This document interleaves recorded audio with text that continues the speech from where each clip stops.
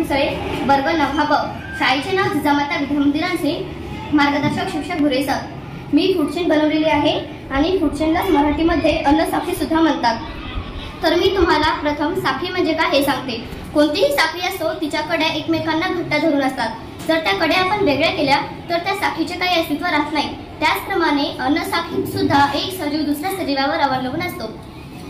एका सजीवाकडून दुसऱ्या सजीवाकडे अन्न ऊर्जेचे संक्रमण निम्न स्तरापासून ते उच्च स्तरापर्यंत होते, त्यालाच अन्न साखळी असेही म्हणतात.